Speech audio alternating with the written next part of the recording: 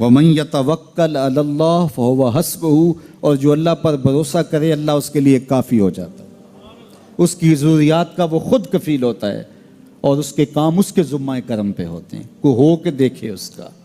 تو جو اللہ سے ڈرے اللہ اس کے لیے راستے بناتا ہے۔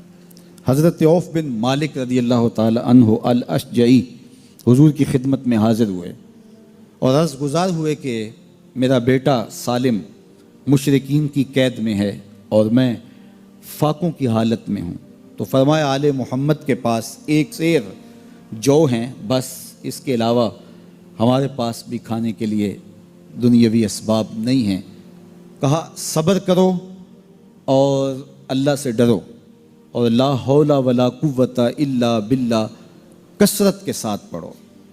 یہ ایسا وظیفہ ہے، ایک حدیث پاک میں آتا ہے کہ یہ 99 بیماریوں کا علاج ہے، اس میں سب سے کم درجے کی بیماری ہم اور غم ہے، یہ دکھوں کا مداوع ہے، مشکلات کا علاج ہے، اور یہ وظیفہ میرے حضور نے بتایا۔ حضرت ابو ذر غفاری رضی اللہ تعالیٰ عنہ کو حضور نے 5 چیزیں بتائی تھیں، ان میں سے 5ویں چیز یہ تھی کہ ابو ذر کثرت کے ساتھ لا حول ولا قوت الا باللہ پڑھا کرو۔ فرمایا عرش الہی کے نیچے ایک خاص خزانہ ہے، یہ وظیفہ وہاں سے آیا ہے، یہ زندگی میں معمول بنا لو، جب پھنس جاؤ مشکلات میں آ جاؤ تو لا حول ولا قوت الا باللہ پڑھو، اللہ راستے کھولے گا۔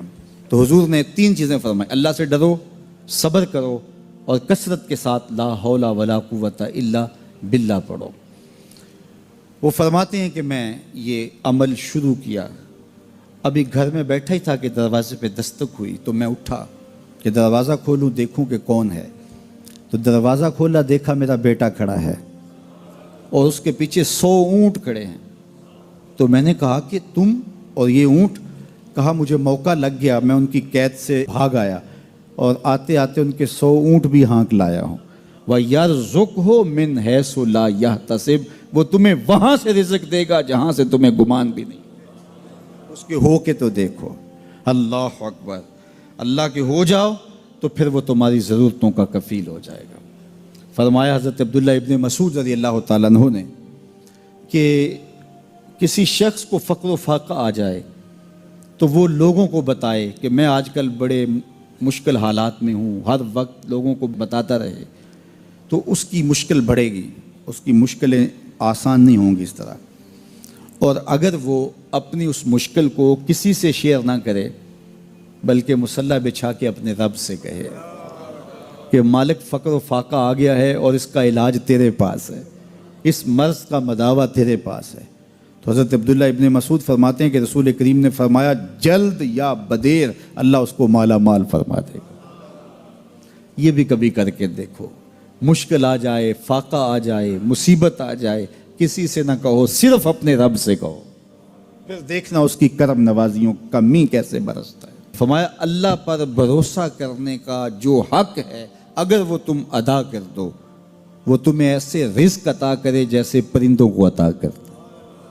ہم تو دکان پہ جانا ہوتا ہے، فیکٹری میں جانا ہوتا ہے، ہم اپنے کاروبار پہ جانا ہوتا ہے، نوکری پہ جانا ہوتا ہے، مزدوری پہ جانا ہوتا ہے، ہمیں پتہ ہے کہاں آج صبح جانا ہے، لیکن پرندوں کو کوئی پتہ نہیں ہوتا کہاں جانا ہے، راس المال بھی نہیں ہوتا، لیکن صبح نکلتے ہیں، شام کو کبھی بھی خالی پیٹ نہیں آئے۔ بن توکل پنچھی اڑ دے، خرچ نہ پلے زیرا ہو۔ گھر سے خالی پیٹ نکلتے ہیں، جب واپس آتے ہیں تو پیٹ بھرے ہوئے ہوتے ہیں، اور پھر جو ان کی ضرورت ہوتی ہے اللہ وہ ساری ضرورتیں پوری کرتا ہے، جو ضرورت ان کی ہوتی ہے۔ یہ شیر کتنا گوشت کھاتا ہے اللہ روز اسے دیتا ہے، یہ ہنس روزانہ سچے موتی کھاتے ہیں، اور آپ مارکیٹ میں لینے جائیں لاکھوں روپے لگا کے تولے ماشے کے حساب سے آپ خریدتے ہیں، پھر بھی آپ کو یقین نہیں ہوتا کہ یہ سچے ہیں یا 2 نمبر ہیں۔ اور ہنس دنیا پہ کروڑوں جانور پائے جاتے ہیں، روز کھاتے ہیں، صبح بھی، شام بھی، دوپہر بھی، پیٹ بھر کے کھاتے ہیں، اللہ روز انہیں عطا کر۔ کہا اس پہ بھروسہ تو کر کے دیکھو، وہ تمہاری ضرورتوں کا کفیل ہوگا، اس پہ بھروسہ کرو گے وہ تمہیں وہاں سے دے گا جہاں تجھے گمان بھی نہیں ہوگا۔ ارشاد فرمایا جو اللہ سے ڈرے اللہ اس کے لیے راستے کھول دیتا ہے، اور اللہ اس کو وہاں سے دیتا ہے جہاں سے اسے گمان بھی نہیں ہوتا۔ حضور نبی رحمت صلی اللہ علیہ وسلم نے ارشاد فرمایا 4 اشخاص ایسے ہیں جن کو جنت میں جانے سے کوئی چیز نہیں روک سکتی، اور فرمایا اگر لوگوں کے سست پڑ جانے کا اندیشہ نہ ہو تو اے عمر میں تجھ کو کہوں کہ یہ بات گلیوں اور بازاروں میں لوگوں کو بتا دو۔